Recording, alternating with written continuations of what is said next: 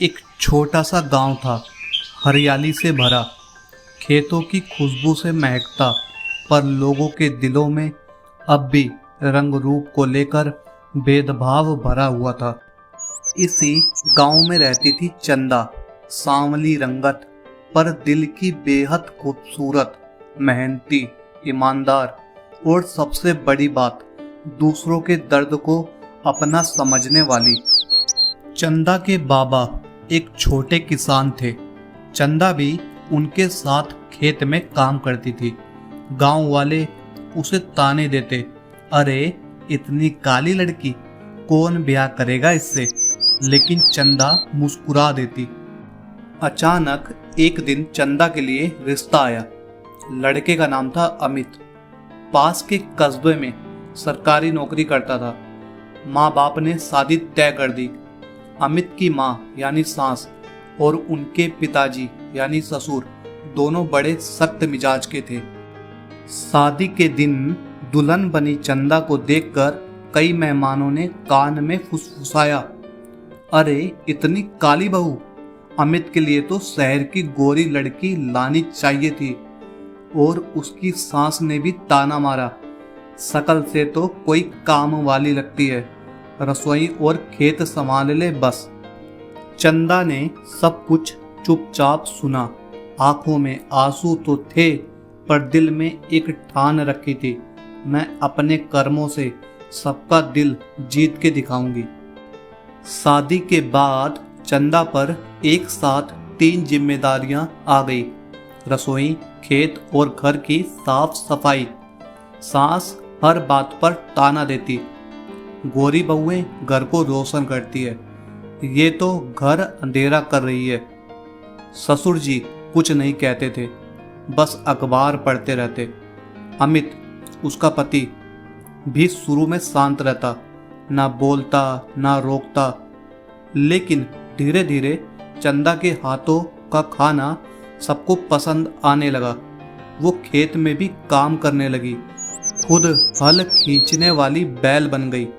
मिट्टी से खेलते हुए भी उसके चेहरे पर आत्मविश्वास था। एक दिन गांव में बाढ़ आ गई, कई खेत तबाह हो गए, लेकिन चंदा ने अपने खेत की मेड़े रात में जाकर खुद बांध दी अकेले। बाढ़ के बाद जब गांव वाले नुकसान गिन रहे थे, तभी पता चला कि सिर्फ चंदा का खेत ही बचा है। गांव वालों ने तारीफ की, काली है पर समझदार है, हम तो गोरी बहुओं को सजाकर बैठाते हैं, ये तो खेत को भी सजा गई। सास को थोड़ा धक्का लगा, पर तानों की आदत नहीं छूटी। लेकिन एक दिन सास की तबीयत बहुत खराब हो गई। चंदा ने दिन रात सेवा की, दवा, खाना, सफाई सब खुद संभाला। सास की आंखों में आंसू आ गए, तू सच में बहू नहीं बेटी है, मैंने तुझे हमेशा रंग से तोला, पर तू तो हिम्मत और ममता से भरी हुई है। अमित अब चंदा को ध्यान से देखने लगा। वो समझने लगा कि चंदा सिर्फ बहू नहीं, इस घर की रीढ़ है। एक दिन उसने कहा, मैंने कभी तुम्हें ठीक से जाना ही नहीं चंदा, तुम सच में बहुत खास हो। फिर अमित ने उसका साथ देना शुरू किया। चंदा को खुद खेती के नए तरीके सिखाए, सरकारी योजना का फायदा कैसे लेना है ये बताया। धीरे धीरे चंदा का खेत सबसे उपजाऊ हो गया। गांव की महिलाएं उससे सलाह लेने आने लगी।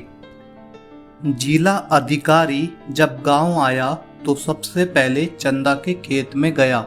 वहां की हरियाली और साफ सफाई देखकर उसने पूछा, किसका खेत है ये। लोग बोले, ये चंदा का खेत है, जो अपने दम पर इसे संभालती है।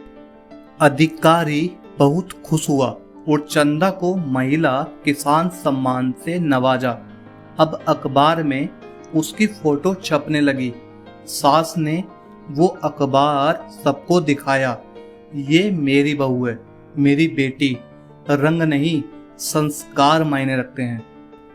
आज चंदा वही है जो एक समय तानों का शिकार थी।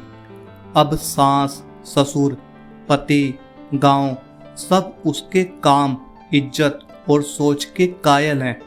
वो जो बहू पहले काली कही गई, आज अमीर खानी घर की रानी है। और चंदा कहती है रंग भगवान देता है, लेकिन इंसानियत हम खुद चुनते हैं। जो कर्म करता है वही असली सुंदर होता है। ये थी कहानी खेत की काली बहू की, जिसने प्यार, मेहनत और सच्चाई से अपनी किस्मत बदल डाली। दोस्तों, उम्मीद करता हूँ कि स्टोरी आपको पसंद आई होगी। अगर स्टोरी आपको पसंद आई है तो वीडियो को लाइक जरूर करें।